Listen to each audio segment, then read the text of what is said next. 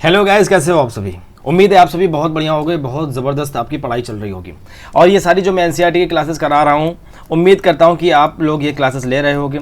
नहीं ले रहे हो तो प्लीज़ ये सारी क्लासेस लेना शुरू कर दो। मैंने कक्षा 6 से शुरू करके यानी क्लास 6 से क्लास 7 तक मैं आ चुका हूँ। क्लास 7 की मैंने 3 चैप्टर पढ़ा दिया है एनसीईआरटी हिस्ट्री का। सारे वीडियोस आपके चैनल पर यानी समयपत पीसेस एकेडमी पर पड़े हुए हैं, आप जाइए और उन्हें देखिए।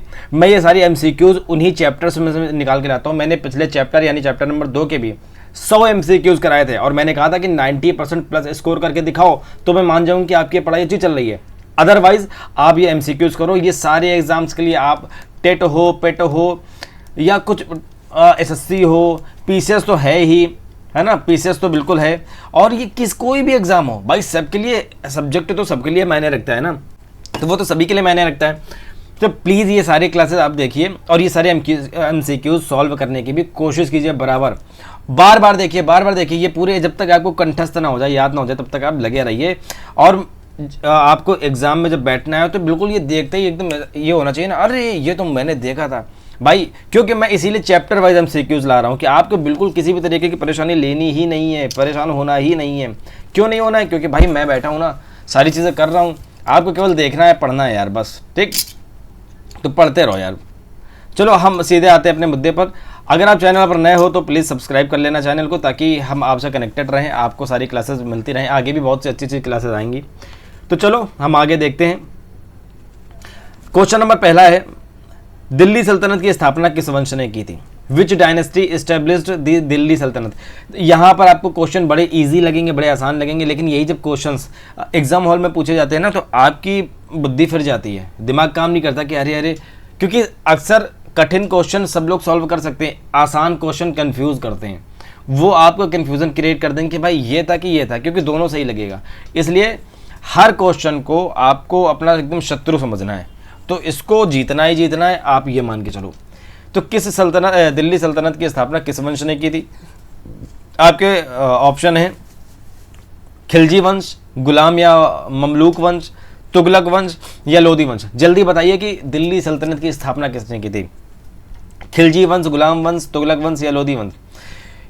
इसका आंसर है option number option number B, यानी कि गुलाम या ममलूक वंश। गुलाम या ममलूक वंश जो था उसने दिल्ली सल्तनत की स्थापना की थी, और ये गुलाम वंश बहुत ही ज़बरदस्त रहा, बहुत ही पावरफुल रहा। और इसका पहला शासक रहा कुतुबुद्दीन ऐबक, जिसने गुलाम वंश की स्थापना की थी। Qutbuddin Aibak founded the Mamluk या स्लेव डायनेस्टी भी इसको कहते हैं, the first ruling dynasty of India Delhi Saltanat. ये पहली ऐसी रूलिंग डायनेस्टी है दिल्ली सल्तनत की। कौन सी? स्लेव डायनेस्टी, यानी कि ममलूक डायनेस्टी या गुलाम वंश। अगला क्वेश्चन कह रहा है, दिल्ली सल्तनत का पहला सुल्तान कौन था? दिल्ली सल्तनत का पहला सुल्तान कौन था? Who was the first sultan of Delhi सल्तनत? इल्तुतमिश, कुतुबुद्दीन ऐबक, बलबन या रजिया सुल्तान? जल्दी बताइए, दिल्ली सल्तनत का पहला सुल्तान कौन था? Who was the first sultan of the Delhi सल्तनत? आपका सही उत्तर है ऑप्शन नंबर बी, यानी कि कुतुबुद्दीन ऐबक। अभी मैंने आपको ऊपर बताया कि कुतुबुद्दीन ऐबक ने दिल्ली सल्तनत में जो स्लेव डायनेस्टी है उसकी स्थापना करी थी, और स्लेव डायनेस्टी के संस्थापक था ये कुतुबुद्दीन ऐबक, और इसी ने यही दिल्ली सल्तनत के पहला सुल्तान भी बनता है। ठीक, अगला क्वेश्चन देखिए। अगला क्वेश्चन कह रहा है कि कुतुबुद्दीन ऐबक किस शासक का सेनापति था? कुतुबुद्दीन ऐबक किस शासक का सेनापति था? बताइए, जल्दी बताइए, जल्दी। किस शासक का सेनापति था कुतुबुद्दीन ऐबक? महमूद गजनवी, मोहम्मद गौरी, बाबर या तैमूर? इनमें से किसका था सेनापति, किसका कमांडर था? जल्दी बताओ। आपका option number B is the right answer, यानी मोहम्मद गौरी। जो कुतुबुद्दीन ऐबक था वो पहले मोहम्मद गौरी का एक विश्वसनीय सेनापति था और दास था। गौरी की जब मृत्यु हो गई तो कुतुबुद्दीन ऐबक ने अपना स्वतंत्र शासन स्थापित कर लिया था। Qutbuddin Aibak was the trusted slave general of Mohammad Ghori. After Ghori, जब गौरी की मृत्यु हो गई, after Ghori's death he founded an independent kingdom. उसने स्वतंत्र राज्य की स्थापना कर दी थी। ठीक है, समझ आ रहा होगा, आई होप। नहीं समझ में आ रहा तो भाई कमेंट मार देना, तो मैं और अच्छे से समझाने की कोशिश करूंगा। दिल्ली सल्तनत की पहली महिला शासक कौन थी? Who was the first women ruler of the Delhi Saltanat? ये तो आप कर ही लोगे, तो बहुत ही आसान क्वेश्चन है। खैर, कि दिल्ली सल्तनत की पहली महिला शासक कौन थी, क्योंकि एक ही महिला है जो ज़बरदस्त रही सल्तनत में। कौन थी? नूरजहां, रजिया सुल्तान, जहां आरा, मुमताज़ महल। इन सभी के नाम तो आपने सुने ही होंगे अगर आपने पढ़ाई करी है तो, लेकिन आपको ये आंसर तो पता होगा कि रजिया सुल्तान जो थी, जो कि 1236 से 1240 तक रहीं, और इनके बारे में हमने पढ़ा था कि मिनहाज सिराज जो कि इतिहासकार थे, उन्होंने ये कहा भी था कि रजिया सुल्तान के पास बहुत सारी खूबियाँ हैं, योग्य है, और वो अपने भाइयों में भी सबसे योग्य थी। और वो शासक जब बनी थी तो लोग बर्दाश्त नहीं कर पा रहे थे। उस समय की जो पुरुष आबादी थी, पुरुष समाज था, बर्दाश्त नहीं कर पा रहा था, क्योंकि उनका ये कहना था ये जो स्त्रियां हैं भले कितनी भी योग्य हों, चूंकि ये स्त्रियां हैं इसलिए ये शासन नहीं कर सकती। ऊपर वाले ने इनको बनाया है पुरुषों के अधीन रहने के लिए, न कि पुरुषों को अधीन करने के लिए। इसलिए रजिया सुल्तान जब ये शासक बनी थी तो इनको वहाँ के पुरुष समाज बर्दाश्त ही नहीं कर पा रहा था, और इनको बेचारी को अंततः उतरना ही पड़ा था सत्ता से।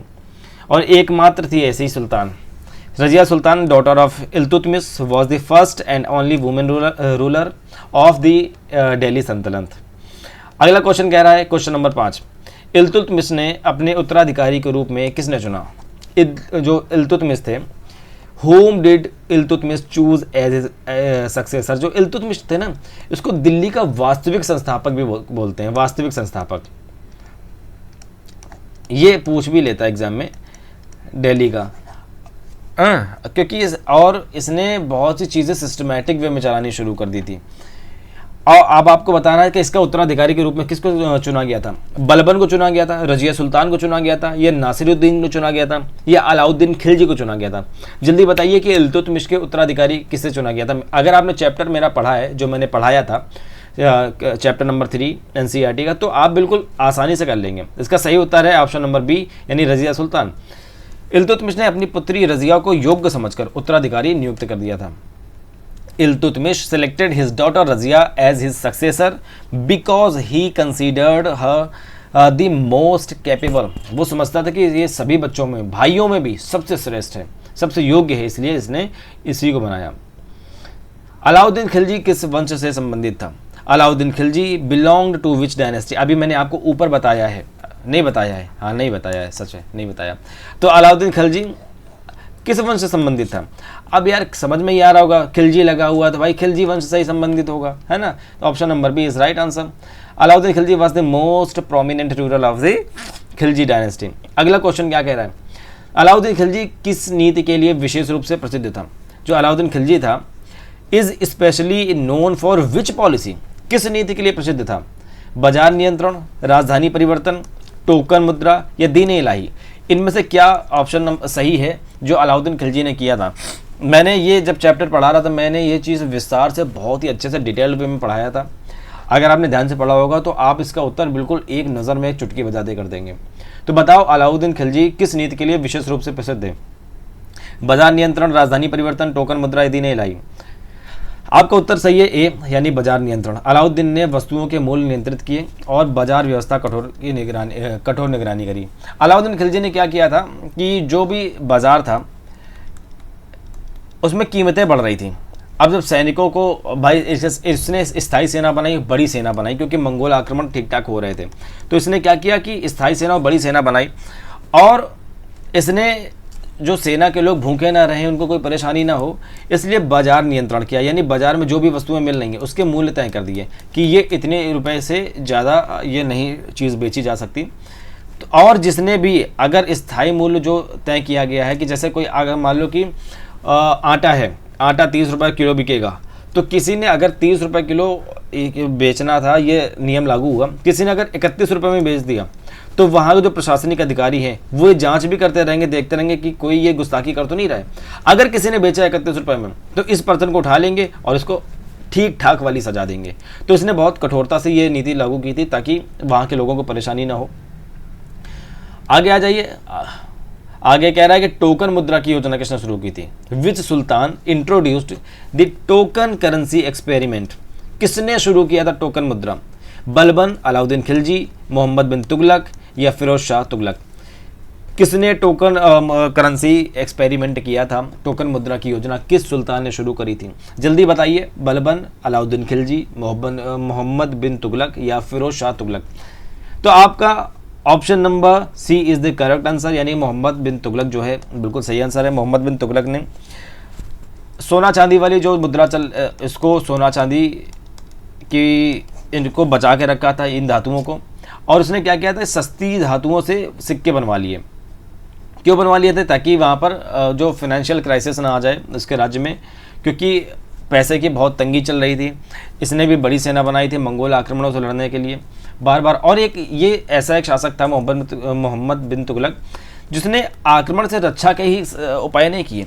जो मंगोल थे वो कहाँ से आ रहे थे? आज के उज्बेकिस्तान से आ रहे थे, उज्बेकिस्तान, और उस समय इसको कहते थे ट्रांस ऑक्सियाना। तो इसने कहा कि एक काम करो,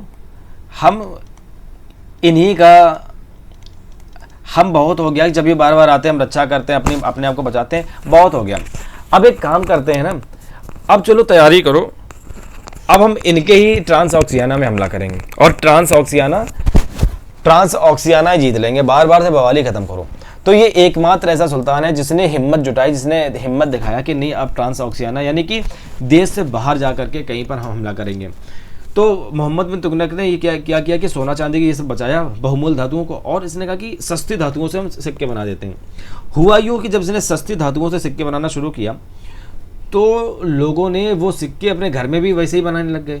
तो बहुत सारा वो हो गया कि फेक करेंसी बहुत आ गई। तो ये इनकी योजना बिल्कुल असफल हो गई थी। ठीक है, तो सही आंसर क्या है? सही आंसर है ऑप्शन नंबर सी, मोहम्मद बिन तुगलक। चलो तो भाई आगे चलते हैं। अगला कह रहा है कि राजधानी दिल्ली से दौलताबाद किसने स्थानांतरित करी थी? कौन सा ऐसा शासक था who shifted the capital from Delhi to Daulatabad? किसने शिफ्ट कर दी थी? बलबन ने, अलाउद्दीन खिलजी ने, या मोहम्मद बिन तुगलक ने, या इल्तुतमिश ने? बलबन, अलाउद्दीन खिलजी, मोहम्मद बिन तुगलक या इल्तुतमिश, किसने राजधानी को दिल्ली से दौलताबाद स्थापित कर दिया था? बताइए, जल्दी बताइए। दिल्ली से दौलताबाद मोहम्मद बिन तुगलक ने स्थापित किया था। ऑप्शन नंबर सी आपका बिल्कुल करेक्ट आंसर है। क्यों स्थापित किया था? प्रशासनिक सुविधा के उद्देश्य से। इन्होंने क्या किया था? सैनिक छावनी बनाना शुरू किया था, क्योंकि अलाउद्दीन खिलजी थे जो, तो उन्होंने गैरिसन शहर बनाए थे। ठीक, गैरिसन शहर। और इन्होंने क्या किया था, जो मोहम्मद बिन तुगलक थे, मोहम्मद बिन तुगलक ने जो दिल्ली एक कोना था, तो इन्होंने कहा कि यहाँ के लोगों से कि एक काम करो, यहाँ पर मुझे बनानी है सैनिक छावनी बनाऊंगा। तो आप लोग एक काम करो, यहाँ से निकलो और इसके दक्षिण में, मतलब साउथ में जाओ, और दौलताबाद राजधानी बन गई है, वहाँ पर रहने लग जाओ। जब लोगों को वहाँ से निष्कासित कर दिया इन्होंने, तो वहाँ के लोग इनसे बड़े खफा हो गए थे, बहुत नाराज़ हो गए थे मोहम्मद बिन तुगलक से। हालांकि आगे चल कर के इनकी ये भी योजना बिल्कुल ध्वस्त हो गई, असफल हो गए इसमें भी, और बड़ी परेशानी उनको उठानी पड़ी। Mohammad bin Tughlaq shifted the capital to Daulatabad for administrative reasons but the experiment failed. ये फेल हो गया था इनका एक्सपेरिमेंट। अगला कह रहे हैं दिल्ली सल्तनत के सबसे बड़ा बाहरी खतरा कौन सा था? Who was the greatest external threat to the Delhi सल्तनत? कौन था? अरब थे, या मंगोल थे, या पुर्तगाली थे, या फ्रांसीसी थे? बताइए। बिल्कुल इजी क्वेश्चन है, बिल्कुल सरल है भाई। इसका तो आंसर आप कर ही सकते हो अगर आपने थोड़ा सा भी, हल्का सा भी ध्यान लगाकर चीज़ों को पढ़ा होगा। कि दिल्ली सल्तनत के लिए सबसे बड़ा बाहरी खतरा कौन था? मैंने अरब का नाम लिया था क्या? नहीं लिया था, तो ये ऑप्शन नंबर सही नहीं है, गलत है। पुर्तगालियों की बात की थी, पुर्तगालियों की तो भाई बात ही नहीं करी, तो ये भी गलत है। फ्रांसीसियों की करी थी, नहीं भाई।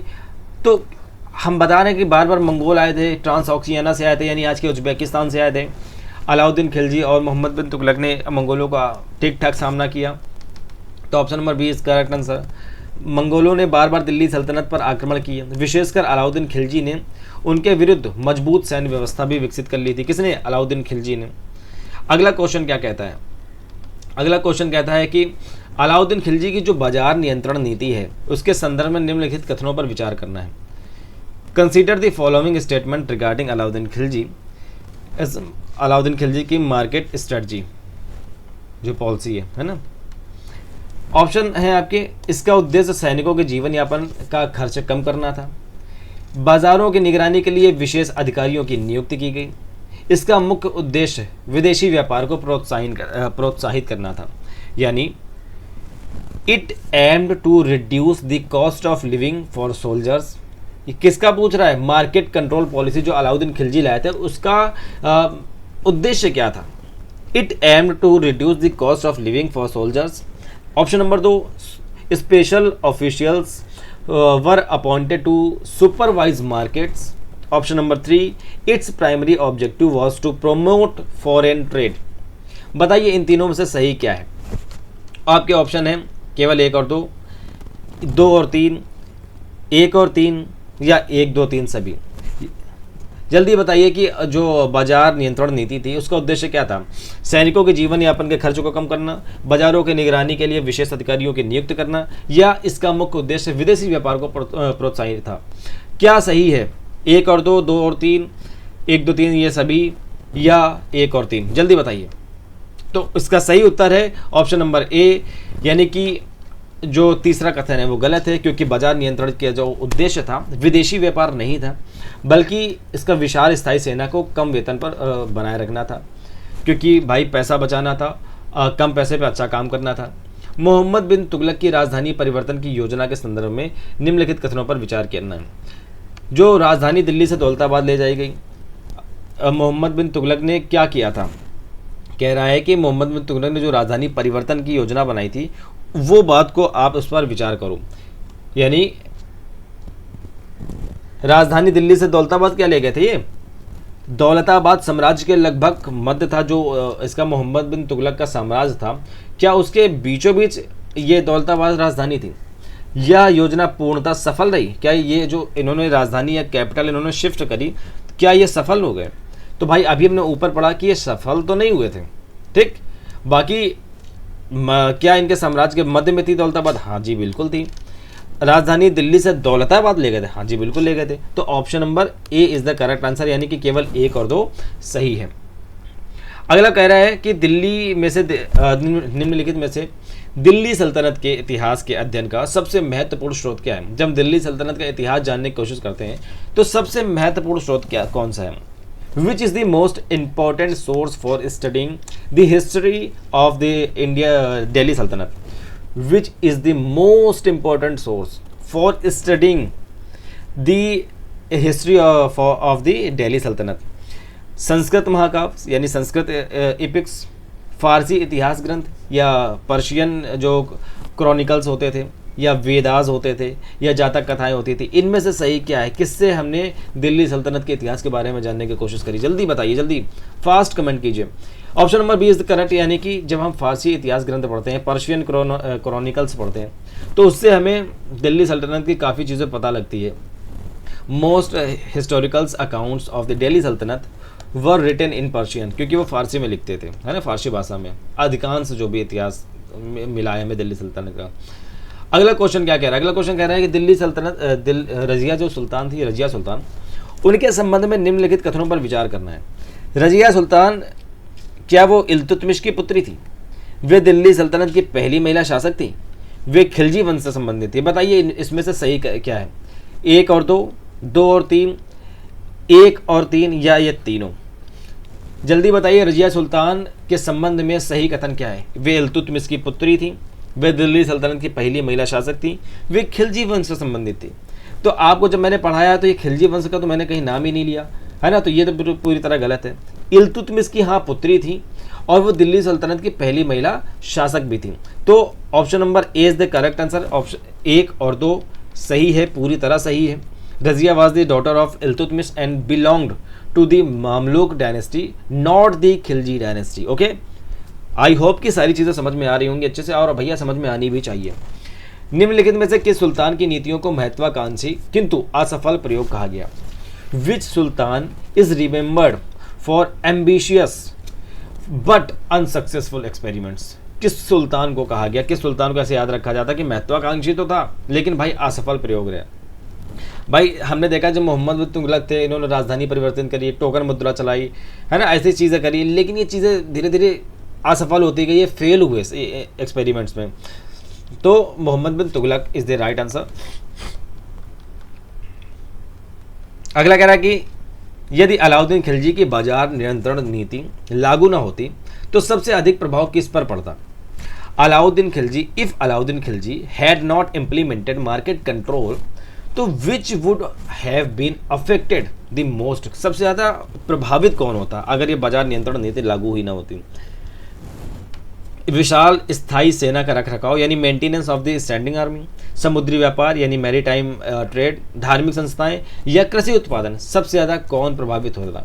जब मैंने चैप्टर पढ़ाया था तो मैंने बताया था कि अलाउद्दीन खिलजी ने काफ़ी बड़ी स्थायी सेना रखी थी, काफ़ी बड़ी सेना बना दी थी। क्यों? क्योंकि मंगोल आक्रमण हो रहे थे और मंगोल आक्रमणों से अपना साम्राज्य की रक्षा करनी थी, और उनको जो मंगोल थे आक्रमण हो रहे थे, अलाउद्दीन खिलजी के जो सैनिक थे उनको कोई परेशानी ना हो, इसलिए उसने मार्केट कंट्रोल पॉलिसी लेकर आया। तो आपका ऑप्शन नंबर ए सही है। बाजार नियंत्रण का सीधा उद्देश्य सेना का खर्च कम करना था। The policy primarily aimed to reduce the cost of maintaining a large standing army. Okay, अगला क्वेश्चन कह रहा है, क्वेश्चन नंबर 17, दिल्ली सल्तनत के अधिकांश शासकों के लिए सबसे बड़ी बाहरी चुनौती क्या थी? हम बार बार किसकी बातें कर रहे हैं? What was the greatest external challenge faced by the most Delhi sultans? कौन सा बाहरी अधिकांश शासकों के लिए सबसे बड़ी बाहरी चुनौती क्या थी? क्या अरब थे, पुर्तगाली थे, तैमूर थे? भाई अरब, पुर्तगाली और तैमूर की अभी तक तो मैंने बात ही नहीं करी, मैं बार बार मंगोलों की बात कर रहा हूँ। तो option number B is the right answer, यानी कि बी सही है ना? मंगोलों के लगातार आक्रमण हो रहे थे। आगे देखते हैं क्वेश्चन नंबर 18 क्या कहता है। मोहम्मद बिन तुगलक की जो टोकन मुद्रा योजना थी असफल हो गई। असफल होने के प्रमुख कारण क्या थे? What was the principal reason for the failure of Mohammad bin Tughlaq token currency? क्या कारण थे, क्यों फेल हो गया? सोने की अधिकता थी, नकली सोने का प्रचलन होने लग गया, नकली सिक्के का प्रचलन होने लग गया, या जनता का विद्रोह हो गया, या विदेशी व्यापार की वजह से? तो हमने देखा कि अभी मैंने ऊपर बताया कि जब उसने सोना चांदी को हटा करके जो छोटे छोटे मतलब कि जो कम बहुमूल्य धातुएं थी, यानी सस्ती धातुएं थी, सस्ती धातुओं के इसने क्या किया, सिक्के बनवा दिए। तो सस्ती धातुओं के जब सिक्के बनवा दिए तो लोगों ने, वहाँ के लोग इतने चतुर थे तो उन्होंने क्या किया, ये धातुओं के सिक्के वो घर पर बनाने लग गए। तो ज़्यादा से ज़्यादा फेक करेंसी आ गई। जब फेक करेंसी आ गई तो इस वजह से इनको क्या करना पड़ा, इनको सब ये बंद करना पड़ा। तो ये भाई इनका प्रयोग असफल। तो करेक्ट आंसर क्या है? Correct answer is B. तांबे के सिक्कों की नकल बड़े पैमाने पर होने लगी थी जिससे योजना विफल हो गई। इन्होंने तांबे के सिक्के बनवाना शुरू कर दिए थे। समझ में आ गई बात? अगला नंबर यानी कि क्वेश्चन नंबर 19, दिल्ली सल्तनत के प्रारंभिक शासकों के सामने सबसे बड़ी प्रशासनिक चुनौती क्या थी? What was the biggest administrative challenge before the early Delhi सल्तनत, दिल्ली सुल्तान्स? यूरोप से संबंध, विद्रोही सरदारों पर नियंत्रण करना, समुद्री व्यापार या धार्मिक सुधार? कौन सी सबसे बड़ी प्रशासनिक चुनौती थी दिल्ली सल्तनत के जो प्रारंभिक शुरुआती शासक थे? यूरोप से संबंध, विद्रोही सरदारों पर नियंत्रण, समुद्री व्यापार या धार्मिक सुधार? जल्दी बताइए कौन सा था, ए, बी, सी या डी? तो option number B is the correct answer. Option number B सही है आपका। प्रारंभिक सुल्तानों को स्थानीय शासकों यानी कि जो विद्रोही सरदार हुआ करते थे, स्थानीय शासक थे और जो अमीर हुआ करते थे वो अक्सर विद्रोह कर देते थे, तो उनके विद्रोह का सामना करना पड़ता था। Early sultans had to establish control over rebellious nobles and local chiefs. जो शुरुआती सुल्तान थे, अर्ली सुल्तान थे, उनको इस्टेब्लिश करना पड़ा कंट्रोल किस पर? जो अमीर थे या स्थानीय शासक थे, वहाँ के जो लोकल लीडर्स थे वो अक्सर विद्रोह करते रहते थे, तो उन पर कंट्रोल करना बहुत ज़रूरी था। अगला क्वेश्चन कह रहा है क्वेश्चन नंबर 20। क्वेश्चन नंबर 20 कह रहा है कि अब ये जो युग्म दिए हैं इन पर विचार करो, मिलान करना है। कुतुबुद्दीन ऐबक मामलुक वंश, ये कौन किससे संबंधित है? कुतुबुद्दीन ऐबक ममलूक वंश या गुलाम वंश? रजिया सुल्तान पहली महिला सुल्तान? अलाउद्दीन खिलजी बाजार नियंत्रण नीति? मोहम्मद बिन तुगलक टोकन मुद्रा? इनमें से क्या सही है आपको बताना है। केवल 1, 2, 3, केवल 2 और 3, 2, 3, 4, केवल 1 और 4, या 1, 2, 3, 4 सभी सही हैं। तो भाई हमने आपको बताया कि मोहम्मद बिन तुगलक ने टोकन मुद्रा लाई, तो ये सही है। अलाउद्दीन खिलजी बाजार नियंत्रण पॉलिसी लेकर आए, भैया ये भी सही है। रजिया सुल्तान पहली महिला सुल्तान थी, हाँ ठीक है सही है। कुतुबुद्दीन ऐबक मैंने ऊपर ही बताया कि ये ममलूक या गुलाम वंश थे, स्लेव डायनेस्टी से थे, तो ये भी सही है। यानी 1, 2, 3, 4 सभी सही है। Correct answer is D. ठीक है, आ जाते हैं जल्दी से क्वेश्चन नंबर 21। कह रहे दिल्ली सल्तनत के संदर्भ में निम्नलिखित कथनों पर विचार कीजिए। सभी सुल्तानों का शासन पूरे भारतीय उपमहाद्वीप पर समान रूप से स्थापित था। सुल्तानों को स्थानीय शासकों तथा शक्तिशाली अमीरों से चुनौती मिलती रहती थी। प्रशासन को सुदृढ़ बनाए रखना शासन की प्रमुख आवश्यकता थी। यानी कि all sultans exercised equal control over the entire Indian subcontinent. Option number 2, the sultans faced challenges from local rulers and powerful nobles. And option number 3, strengthening administration was the major necessity. अब आपको बताना है कि सही क्या है इनमें से, केवल 1 और 2, 2 और 3, 1 और 3 या 1 2 3। आंसर इज बी, है ना। बी आपका बिल्कुल करेक्ट है, यानी कि 2 और 3 आपका सही है। सभी सुल्तानों, जो जितने भी सुल्तान थे, पूरे भारत पर समान नियंत्रण नहीं था उनका। अगला क्वेश्चन क्या कहता है, यदि मोहम्मद बिन तुगलक की टोकन मुद्रा पर प्रभावी सरकारी नियंत्रण होता तो निम्नलिखित में से कौन सा परिणाम सबसे अधिक संभावित होता। If Mohammad bin Tughlaq had exercised effective control over the token currency, which outcome would have been most likely। नकली सिक्कों का प्रसार कम होता। क्या कह रहा है, ध्यान से पढ़ो। मोहम्मद बिन तुगलक की अगर टोकन मुद्रा जो उसने चलाई थी उस पर प्रभावी सरकारी नियंत्रण होता तो फिर कौन सा परिणाम निकलता। नकली सिक्कों का प्रसार कम होता, या जो राजधानी थी दिल्ली वापस नहीं आती, मंगोल आक्रमण समाप्त हो जाते, बाजार नियंत्रण की आवश्यकता ही नहीं रहती। अब इसका कोई तुक बन रहा है टोकन मुद्रा से, मुद्रा की बात कर रहा है, राजधानी कहाँ ले आए बीच में, मंगोल आक्रमण कहाँ ले आए। तो भैया अगर प्रभावी नियंत्रण होता ना तो नकली सिक्के ही ना बनते, फेक करेंसी ही ना आती। अगला क्वेश्चन क्या कह रहा है, निम्नलिखित में से कौन सा उद्देश्य अलाउद्दीन खिलजी की आर्थिक नीति से सबसे अधिक संबंधित था। Which objective was the most closely associated with Alauddin Khilji's economic policy. कौन से सबसे ज़्यादा संबंधित था। समुद्री व्यापार का विस्तार, स्थायी सेना का कम लागत पर रख रखाव, maintaining A standing army at low cost, या धार्मिक संस्थानों का विकास, या विदेशी व्यापारियों को कर मुक्त करना, यानी granting tax exemptions to foreign traders. कौन सा सही है, मतलब कह रहा है कि अलाउद्दीन खिलजी की जो आर्थिक नीति थी उसका सबसे अधिक संबंध किससे। मैंने आपको बार बार बताया कि वो बाजार कंट्रोल पॉलिसी लेकर आए थे, मार्केट कंट्रोल पॉलिसी क्यों लेकर के आए थे, ताकि स्थायी सेना जो उसने रखी थी उसको कम लागत पर रख रखाव उसका कर सके। तो option number 20 the correct answer. आ जाते हैं अगले क्वेश्चन पर। क्वेश्चन नंबर 24, दिल्ली सल्तनत के इतिहास के अध्ययन में फारसी इतिहास ग्रंथों का महत्व क्यों है। Why the Persian chronicles important for the study of Delhi सल्तनत। क्यों इंपॉर्टेंट है भाई।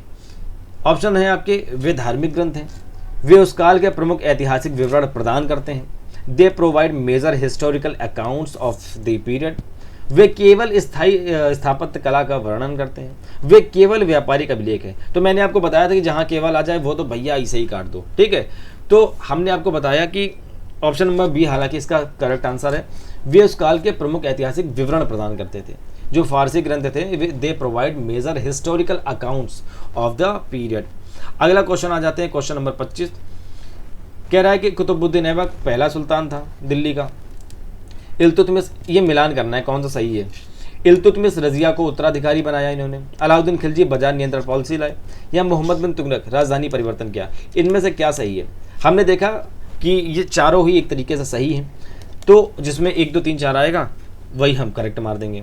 तो सभी चारों इसमें ऑप्शन है, तो option number D is the correct answer. अगला आ जाते हैं।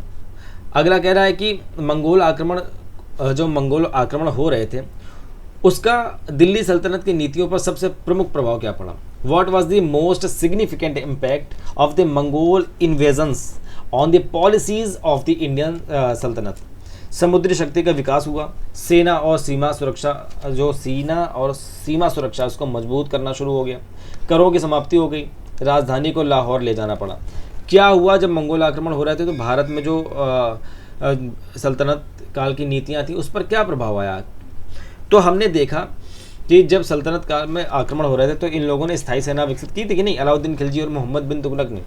तो सेना और सीमा सुरक्षा को मजबूत करने की बातें शुरू हो गई थी। तो option number B is the correct answer. Okay, अगला क्वेश्चन आ जाते हैं, क्वेश्चन नंबर 27। रजिया सुल्तान का शासन दिल्ली सल्तनत के इतिहास में क्यों महत्वपूर्ण माना जाता है। आपके ऑप्शन है, उन्होंने टोकन मुद्रा चलाई, वे दिल्ली सल्तनत की पहली महिला शासक थी, उन्होंने राजधानी बदल दी, या उन्होंने बाजार नियंत्रण लागू किया। हम बाजार नियंत्रण तो बिल्कुल गलत बात है, ये अलाउद्दीन खिलजी थे। राजधानी बदली थी, नहीं भैया राजधानी भी नहीं बदली, ये तो मोहम्मद बिन तुगलक थे। वे उन्होंने टोकन मुद्रा चलाई थी, नहीं भैया ये भी मोहम्मद बिन तुगलक ने चलाई थी। तो बचा क्या, बी, वे दिल्ली सल्तनत की पहली महिला शासक थी, ये तो सभी को पता है, तो option number B is the correct answer. अगला क्वेश्चन देखिए, क्वेश्चन नंबर 28, मोहम्मद बिन तुगलक की योजनाओं का अध्ययन हमें मुख्यतः क्या सिखाता है? What is the major lesson from the policies of Mohammad bin Tughlaq? Actually हमारा हिस्ट्री पढ़ने का उद्देश्य क्या होता है कि हमें लेसन लेना है, हमें कुछ ना कुछ सीखना है इतिहास से अपने। तो मोहम्मद बिन तुगलक से क्या सीखते हैं? केवल महत्वाकांक्षा पर्याप्त नहीं होती, ambition alone is not enough, सेना की आवश्यकता नहीं होती, या बाजार नियंत्रण हमेशा असफल होता है, राजधानी कभी नहीं बदलनी चाहिए। हम क्या सीखें मोहम्मद बिन तुगलक की पॉलिसी से? तो option number A is the correct answer, कि जो आपकी महत्वाकांक्षाएं हैं, एम्बिशंस हैं, ये केवल ऐसा नहीं कि महत्वाकांक्षा आपकी जो है, आपकी जो जिज्ञासा है, केवल वही पर्याप्त नहीं भाई, ऐसा नहीं है। अगला क्वेश्चन क्या कह रहा है? क्वेश्चन नंबर 29 यानी 29, निम्नलिखित में से कौन सा कथन दिल्ली सल्तनत के प्रशासन के बारे में सही है? Which of the following statements correctly describes the administration of the Delhi सल्तनत? कौन सा कथन सही है? प्रशासन का सेना से कोई संबंध नहीं था, सेना और प्रशासन एक दूसरे के पूरक थे, या केवल धार्मिक संस्थाएं शासन चलाती थी, या सुल्तान का कोई केंद्रीय अधिकार नहीं था? इनमें से क्या सही है? भाई मैंने आपको अच्छे से पढ़ाया था कि जो सेना और प्रशासन था एक दूसरे के पूरक होते थे, एक दूसरे का साथ दिया करते थे, है ना। तो option number B is the correct answer. ये रही बात दिल्ली सल्तनत की। आ जाते हैं क्वेश्चन नंबर 30 में, निम्नलिखित में से कौन सा निष्कर्ष दिल्ली सल्तनत के अध्ययन से सबसे उपयुक्त रूप में निकलता है? Which conclusion best emerges from the study of Delhi सल्तनत? कौन सा कंक्लूजन अच्छे से निकलता है जब दिल्ली सल्तनत को पढ़ते हैं? केवल युद्धों से साम्राज्य स्थिर रहता है, empire survive only through wars, जो कह रहा है कि एम्पायर्स होते हैं वो सर्वाइव करते हैं ओनली थ्रू वॉर्स, युद्धों से ही साम्राज्य, युद्ध करते रहो अपना साम्राज्य स्थिर रखोगे, या सफल शासन के लिए आपकी जो सैन्य शक्ति है, प्रशासन है, आर्थिक नीतियां हैं, इसका संतुलन आवश्यक है, या राजधानी परिवर्तन सदैव सफल होता है, या टोकन मुद्रा की स्थिति में जो टोकन मुद्रा है हर स्थिति में सफल रहती है, token currency is always successful. तो हमने देखा था जब हमने अच्छे से पढ़ा ये चैप्टर, तो हमने देखा कि जो आपका सफल शासन है उसके लिए आपकी सैन्य शक्ति जो होती है, यानी मिलिट्री स्ट्रेंथ जो होती है, प्रशासन होता है, जो एडमिनिस्ट्रेशन होता है, या आर्थिक नीति होती है, इकोनॉमिक पॉलिसीज होती है, इसका अच्छा खासा बैलेंस होना चाहिए। तो हमने ये सीखा दिल्ली सल्तनत से। आगे आ जाइए क्वेश्चन नंबर 31, अलाउद्दीन खिलजी की जो बाजार नियंत्रण पॉलिसी थी इसके संबंध में विचार करना है, बताना है क्या सही है। वस्तुओं के मूल्य निर्धारित किए गए थे, बाजारों की निगरानी के लिए अधिकारियों की नियुक्ति की गई थी, इस नीति का उद्देश्य सैनिकों के वेतन में वृद्धि करना था। बताइए इसमें से क्या सही है, क्या क्या सही है? तो हमने जब देखा था कि अलाउद्दीन खिलजी की मार्केट कंट्रोल पॉलिसी को, तो हमने जाना था कि ये क्यों की गई थी, ताकि जो ज़रूरत की चीज़ें हैं वो महंगी ना हो पाए, इसलिए उसका मूल्य नियंत्रण किया था ना। तो मूल्य नियंत्रण किया था, यानी कि ये बिल्कुल सही है, क्योंकि बता रहा है कि उन्होंने सारी चीज़ें थी तो उसके प्राइस फिक्स्ड कर दिए थे, बिल्कुल सही बात है। दूसरा कह रहा है कि जो ऑफिशियल हैं, अधिकारी हैं, उनको अपॉइंट किया था कि ताकि मार्केट को देखें अच्छे से, ताकि कोई मूल्यों को बढ़ा ना सके, उसमें हेर फेर कर ना सके। तो हाँ भाई बिल्कुल सही बात है, वहाँ पर ऐसे अधिकारी बनाए गए थे जो ये चेक करते रहेंगे कि किसी ने ये मूल्य बढ़ा तो नहीं दिए, कोई ये खेल तो नहीं रहा है हमारे पॉलिसीज से, और उनको सजा दी जाती थी जो ऐसा काम करते थे, जो गलत काम करते थे। तीसरा कह रहा थी policy aim to increase the salaries of soldiers, salary बढ़ाने के लिए नहीं भाई, सैलरी बढ़ाने के लिए नहीं था, सबको समान उपलब्ध कराने के लिए था। तो ए इज द करेक्ट आंसर। अगला हम बात करते हैं क्वेश्चन नंबर 32, कह रहा है कि निम्नलिखित में से कौन सा सुल्तान ऐसा था जो प्रशासनिक प्रयोगों के लिए सर्वाधिक प्रसिद्ध है? Which sultan is best known for the administrative experiment? हमने जब मोहम्मद बिन तुगलक की बात करी तो हमने देखा कि उन्होंने कई सारे एक्सपेरिमेंट किए थे, जैसे राजधानी बदली, टोकन मुद्रा चलाई, ऐसे करके कई सारे परिवर्तन किए, हालांकि बहुत सारी असफल चीज़ें हो गई। तो option number C is the correct answer. Muhammad Tughlaq ही एकमात्र ऐसा शासक रहे जिन्होंने कई सारे एक्सपेरिमेंट किए अपने साम्राज्य में, कुछ सफल हुए, हालांकि अधिकतर चीज़ें असफल हो गई। क्वेश्चन नंबर 33, मोहम्मद बिन तुगलक की राजधानी परिवर्तन जो उन्होंने करी थी, उस योजना के जो असफल हो गई थी, क्यों असफल हो गई थी कहना है, उसके प्रमुख कारण क्या है?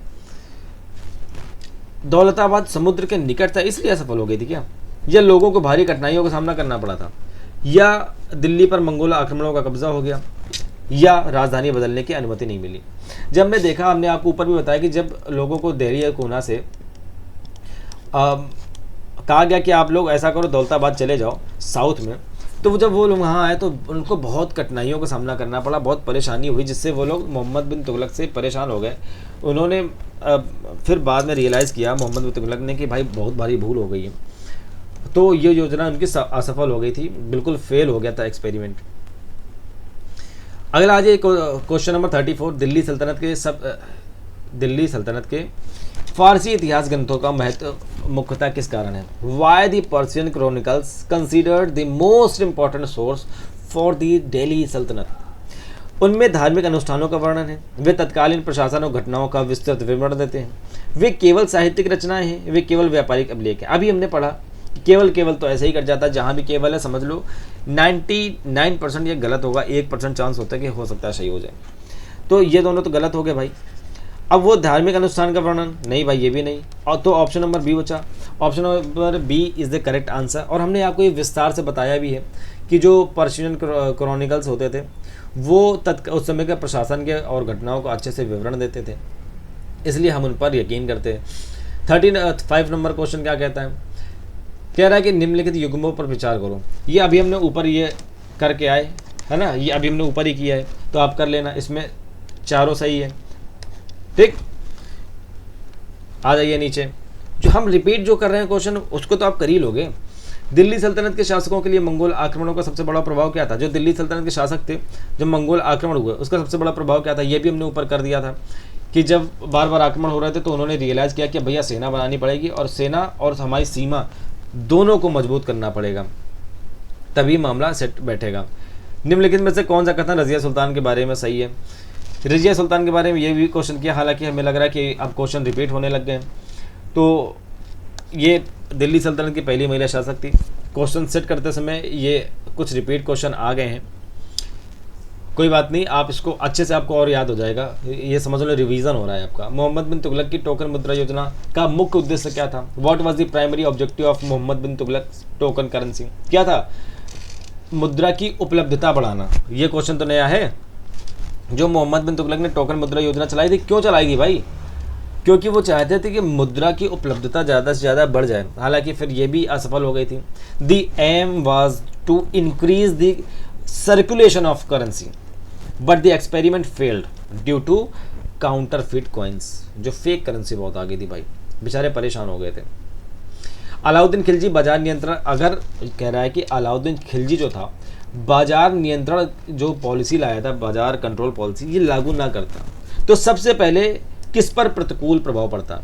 If Alauddin Khilji had not introduced market control policy which would have been affected first. कौन सबसे पहले अफेक्टेड होता भाई? सेना का रखरखाव, धार्मिक संस्थाएं, समुद्री व्यापार या विदेशी यात्री? तो हमने पढ़ा था कि उसने सेना के रखरखाव के लिए सेना के जो सैनिक हैं इनको चीज़ें अच्छे से सस्ते दाम पर उपलब्ध होती रहें, ये लोग परेशान ना हो, इसलिए इसने मार्केट कंट्रोल पॉलिसी लाई थी। तो option number A is the correct answer. The policy directly supported the maintenance of the standing army by reducing living cost reduce होता रहे। अगला कह रहा है क्वेश्चन नंबर 44, निम्नलिखित में से कौन सा निष्कर्ष दिल्ली सल्तनत के अध्ययन से सबसे उपयुक्त रूप से निकलता है?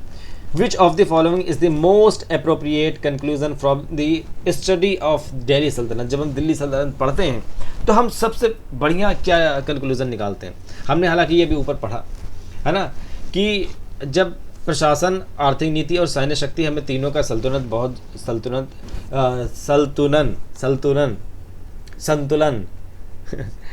हो जाता है भाई, गड़बड़ हो जाता है, मजाक मत बनाना। जो प्रशासन है, आर्थिक नीति है और सैन्य शक्ति है, इन तीनों का जो संतुलन है, बैलेंस है, बहुत ज़रूरी होता है। आज भी देखो, आज भी एडमिनिस्ट्रेशन जो है, ये इकोनॉमिक पॉलिसीज़ हैं या हमारे जो मिलिट्री है, इन तीनों का जब तक संतुलन नहीं होगा, बैलेंस नहीं बनेगा, तब तक कोई भी शासक होगा उसका शासन करना संभव नहीं है, चीज़ें बिगड़ जाती हैं। अगला क्वेश्चन यानी क्वेश्चन नंबर 41, बस 10 बचे हैं, जल्दी से कर लो। दिल्ली सल्तनत के संदर्भ में निम्नलिखित कथनों पर विचार करो। सुल्तानों की शक्ति सभी क्षेत्रों में समान थी। अनेक स्थानीय जो शासन थे सुल्तानों की अधीनता स्वीकार करते थे, किंतु पूर्ण नियंत्रण सदैव संभव नहीं था। प्रशासनिक व्यवस्था को सुदृढ़ करना शासन की प्रमुख विशेषता थी, यानी the authority of the sultans was not uniform in all regions.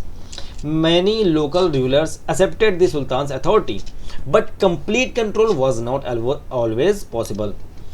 Strengthening the administrative system was a major necessity. बताइए क्या करेक्ट है, केवल एक और दो, दो और तीन, एक और तीन, या एक दो और तीन? मैंने आपको जब पढ़ाया था तो मैंने ये सारी चीज़ें अच्छे से बताई थी कि जब सुल्तान जो थे, दिल्ली सल्तनत था, तो उनका सभी क्षेत्रों में तो समान अधिकार नहीं था, और जो भी जो क्षेत्रीय लोग थे कहते थे कि ठीक है भाई तुम मेरे सुल्तान हो, लेकिन ये सोचो कि संपूर्ण नियंत्रण कर दें तो भाई संभव नहीं है कि आप पूर्ण नियंत्रण हमारा कर लो। प्रशासनिक व्यवस्था को सुदृढ़ करने के लिए शासन बहुत प्रयासरत था और बहुत आवश्यकता भी थी। Strengthening the administrative system was a major necessity. तो ये तीनों ही सही है, 1 2 3 इज द करेक्ट आंसर। और भाई ये क्वेश्चन देख रहे हो, क्वेश्चन ये भाई एनसीईआरटी मैंने चैप्टर नंबर 3 से निकाले, सीधे आ जाएंगे एग्जाम में, तो हमारे हक्के बक्के गुम हो जाएंगे। अलाउद्दीन खिलजी की आर्थिक नीति का सबसे प्रत्यक्ष लाभ किसे मिला? Who benefited most directly from Alauddin Khilji's economic policy? कौन डायरेक्ट रूप से इसका फायदेमंद बेनिफिट किसको मिला डायरेक्ट रूप से? विदेशी व्यापारियों को, स्थायी सेना को, धार्मिक संस्थाओं को, या स्थानीय राजा को? भाई मैंने राजा, धार्मिक संस्थाएं, विदेशी व्यापारी, इनकी चर्चा ही नहीं करी। चर्चा एक ही की हो रही है बार बार, स्टैंडिंग आर्मी की, स्थायी सेना की, तो उसको ही प्रत्यक्ष लाभ मिला। Option number B is the correct answer. अगला कह रहा है निम्नलिखित में से कौन सा युग में सही सुमेलित है? Which of the following pairs is correctly matched? युग में क्या है? कुतुबुद्दीन ऐबक ने टोकन मुद्रा चलाई? नहीं जी। हमने क्या कहा था? मोहम्मद बिन तुगलक ने चलाई, तो ये तो गलत हो गया। इल्तुतमिश रजिया को उत्तराधिकारी बनाया। अलाउद्दीन खिलजी राजधानी परिवर्तन? नहीं जी। राजधानी परिवर्तन दिल्ली से दौलताबाद कौन ले गया था? मोहम्मद बिन तुगलक, तो अलाउद्दीन खिलजी भी गलत हो गया। मोहम्मद बिन तुगलक बाजार नियंत्रण करा? नहीं जी। बाजार नियंत्रण किसने किया था? अलाउद्दीन खिलजी ने किया था, ताकि जो सेना है उसको अच्छे से सही दाम में सही चीज़ें मिल सकें। तो एक ही बचता है इल्तुतमिश, जिसने रजिया को उत्तराधिकारी बनाया। ये सबसे सही आंसर है, सबसे सही उत्तर है, करेक्ट आंसर है। तो option number B is the correct answer. Okay, अगला आ जाते हैं। मोहम्मद बिन तुगलक की जो योजनाएं थी उसके असफल होने के प्रमुख कारण क्या थे? What was the principal reason behind the failure of Mohammad bin Tughlaq's policies? योजनाएं महत्वाकांक्षी थी, द प्लान्स वर एम्बिशियस, लेकिन उनका क्रियान्वयन कमजोर था। जनता ने कर देना यानी टैक्स देना बंद कर दिया था। विदेशी व्यापार समाप्त हो गया था। क्या था सही? या सेना ने विद्रोह कर दिया था? इसका सही आंसर क्या है? जल्दी बताइए। मोहम्मद बिन तुगलक की योजना क्यों असफल हो गई थी? क्योंकि भैया हमने बताया था जब हमने ये चैप्टर में पढ़ाया कि जो मोहम्मद बिन तुगलक थे, राजधानी परिवर्तन और टोकन जैसी मुद्रा जो व्यवहारिक कठिनाइयों के कारण सफल नहीं हो सकी। इसमें भी ऑप्शन में भी यही कह रहा है कि जो योजनाएं थी वो बहुत अच्छी थी, एम्बिशियस थी, महत्वाकांक्षी थी, लेकिन जो इसका इम्प्लीमेंटेशन था वो बड़ा कमज़ोर था, तो वो ठीक नहीं कर पाया, इसीलिए फेल हो गया। अगला क्वेश्चन यानी क्वेश्चन नंबर 45, मंगोल आक्रमणों के संदर्भ में दिल्ली सल्तनत की प्राथमिकता क्या है? What became the Delhi Saltanat priority in response to Mongol invasions? क्या थी प्राथमिकता दिल्ली सल्तनत की जब मंगोल आक्रमण हो रहे थे? उन्होंने क्या किया था? मजबूत सेना बनाई थी और सीमा सुरक्षा के लिए काम किया था कि नहीं किया था? तो option number B is the correct answer. मजा आ रही कि नहीं आ रही है? नहीं आ रही तो भाई मजा आनी चाहिए, और मजा नहीं भी आ रही है तो भी मजा आनी चाहिए, क्योंकि भाई ये मजे लेने के लिए नहीं लेने के लिए नहीं है भाई, हमारा एग्जाम क्रैक होना चाहिए।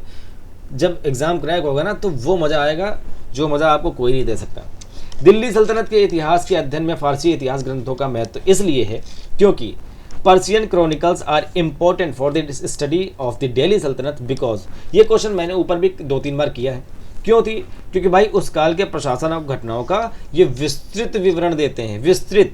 बाकी ये तीनों में केवल आ रहा है, मैंने बताया केवल जिसमें आता है 99% वो गलत ही होता है। तो ये तीनों में केवल आ रहा है, तो भाई ये तो तुक्का ऐसे ही मार दो कि तीनों तो गलत है, एक बचा वही सही है, और इसमें तुक्का भी चल गया, लेकिन हमें पढ़ के भी बताना है कि उस काल में प्रशासन के और घटनाओं का ये विस्तृत विवरण देते थे जो पर्शियन क्रॉनिकल्स होते थे, फारसी जो भी इतिहास के ग्रंथ होते थे। ओके, समझ में आ रही है ना बात? अगला क्वेश्चन नंबर 47 यानी 47, निम्नलिखित में से किस नीति का उद्देश्य जो था प्रशासनिक सुविधा बढ़ाना था? Which of the following policies aimed at improving administrative convenience? किस नीति का उद्देश्य था प्रशासनिक सुविधा बढ़ाना? बाजार नियंत्रण, राजधानी परिवर्तन, मूल्य मंगोलों से युद्ध, या मूल्य नियंत्रण? किसका उद्देश्य था इम्प्रूव करना एडमिनिस्ट्रेटिव कन्वीनियंस? जल्दी बताइए। बाजार नियंत्रण, राजधानी परिवर्तन, मंगोलों से युद्ध, या मूल्य नियंत्रण? तो भैया इसका सही उत्तर है ऑप्शन नंबर बी, जो हमने बताया कि राजधानी परिवर्तन जो उसने किया था वो एक्चुअली प्रशासनिक सुविधा बढ़ाना था। वो राजधानी परिवर्तन किसने किया था? ये राजधानी परिवर्तन किया था मोहम्मद बिन तुगलक ने। ये बहुत इंपॉर्टेंट है भाई, ये सारे जो आप देख रहे हो ना, ये पूछा जाता है, सीधे एग्जाम में आ जाता है, और जब एग्जाम में आ जाता है उड़ जाती है बत्ती, है ना, बिजली गुल हो जाती है। अगला क्वेश्चन देखिए 48 नंबर, दिल्ली सल्तनत के इतिहास से कौन सा सिद्धांत स्पष्ट होता है? Which principle is best reflected in the history of Delhi सल्तनत? कह रहा दिल्ली सल्तनत जो हम इतिहास पढ़ते हैं तो हमें कौन सा सिद्धांत स्पष्ट होता है, कौन सा principle is the best reflected? प्रभावी प्रशासन सफल शासन का आधार है। Effective administration is the foundation of successful rule. Only कह रहा है केवल सैन्य शक्ति पर्याप्त है, केवल धार्मिक नीति पर्याप्त है, केवल राजधानी परिवर्तन से शासन मजबूत होता है। अब इसमें आप तुक्का भी मार सकते हो। मैंने जो बताया केवल केवल केवल ये तीनों काट दो, यानी तीनों गलत। एक बचा, यही सही उत्तर है। और दूसरा ये कि आपको पढ़ के बताना है कि अगर मान लो इसमें केवल ना लगा होता तो क्या आप करते? तो इसमें पढ़ के बताना है। मैंने बताया था कि जो प्रभावी प्रशासन होता है, effective administration is the foundation of successful rule. अगर आपको आपका इकोनॉमी पॉलिसीज़, आपकी जो सैन्य शक्ति है ये और आपका जो प्रशासन है, ये सभी एक दूसरे से संतुलन में होने चाहिए, बैलेंस में होने चाहिए, तब आपका प्रशासन अच्छे से चलेगा। तो करेक्ट आंसर क्या है? ए। अगला देखते हैं, बस दो और बचे। 49 नंबर, निम्नलिखित में से कौन सा कथन दिल्ली सल्तनत के बारे में, प्रशासन के बारे में सही है? Which statement correctly describes the administration of the Delhi सल्तनत? सुल्तान की शक्ति पूर्णतः असीमित थी, उसकी कोई सीमा ही नहीं थी। प्रशासन को स्थानीय चुनौतियों का सामना करना पड़ता था। सेना का प्रशासन से, जो सेना था उसका प्रशासन से, एडमिनिस्ट्रेशन से कोई संबंध, कोई रिलेशन ही नहीं था। मंगोल आक्रमणों का जो प्रशासन है उस पर कोई प्रभाव नहीं पड़ा। यानी कह रहा है मंगोल आक्रमण जब भारत में हुए तो भारत के जो शासन प्रशासन हो रहा था इस पर क्या कोई प्रभाव नहीं पड़ा? पड़ा था भाई, मैंने बताया ना, सेना बनी थी। तो कह रहा है कि प्रशासन को जो स्थानीय चुनौतियों का सामना करना पड़ता था, तो यही सबसे करेक्ट डिस्क्राइब है। जो दिल्ली सल्तनत था उसके प्रशासन के बारे में इसमें जो 4 ऑप्शन दिए, इसमें सबसे सही जो उत्तर है वो क्या है कि प्रशासन को स्थानीय चुनौतियों का सामना अक्सर करना पड़ता था।